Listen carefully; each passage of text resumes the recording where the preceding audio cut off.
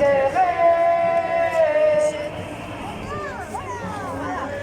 n'est pas valorisé à notre juste titre. Pour une même spécialité, il y a deux barèmes différents. Donc j'ai des collègues qui sont à un barème supérieur alors qu'ils ont fait les mêmes études que moi.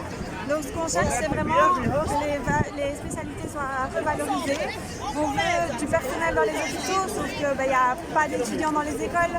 Donc il faut revaloriser le métier, il faut faire venir les jeunes dans les écoles, il faut qu'on ait des gens pour venir nous aider dans les hôpitaux pour avoir des soins de qualité.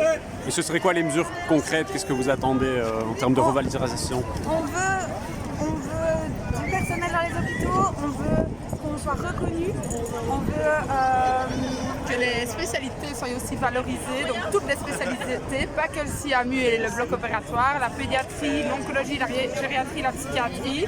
Et donc pour ça, il faut que ces infirmières-là passent au barème supérieur à l'efficace.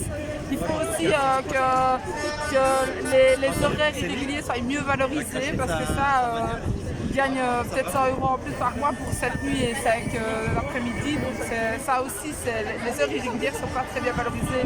Dans les boîtes privées, le dimanche, ils sont payés à 300%, c'est pas du tout notre cas.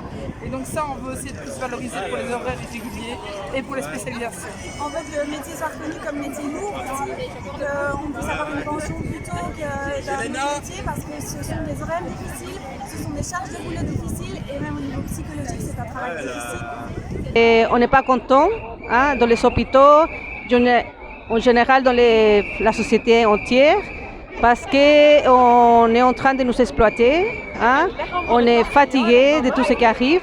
Et dans les hôpitaux, on doit toujours courir. Et ce qui paye tout ça, c'est quand même les patients. Il y a quand même, pour moi, une maltraitance avec les patients. Et vers nous aussi, parce qu'on essaye de faire le mieux possible, mais ce n'est pas toujours évident. Je suis aide-soignante dans le milieu des maisons de repos depuis 20 ans maintenant, plus de 20 ans. Et alors je suis ici pour revendiquer, pour qu'on ait plus de personnel, parce que les difficultés dans le milieu de soins, c'est de pire en pire. Dans mon secteur, on n'est pas vraiment dans un problème de pénurie de matériel, mais on a vraiment une pénurie de ressources. Et donc on n'arrive plus à accorder autant d'attention aux patients qui le méritent.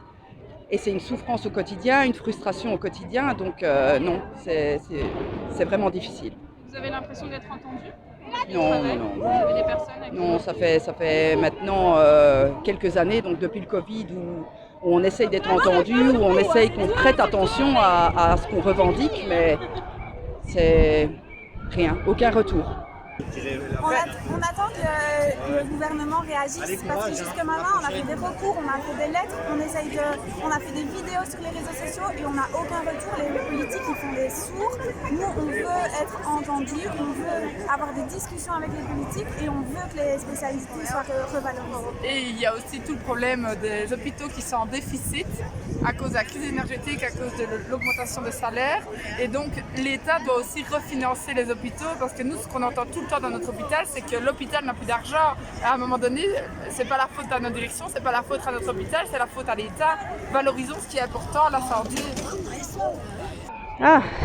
Il y a beaucoup de choses à changer, mais pour commencer, qui donnent du personnel et qui nous traitent comme des personnes humaines. Et on n'est pas des machines. Et les patients aussi, c'est pas des animaux, quoi. Et même les animaux, je crois qu'ils sont mieux traités parfois que les mêmes patients dans les hôpitaux, quoi, et dans la société entière, quoi.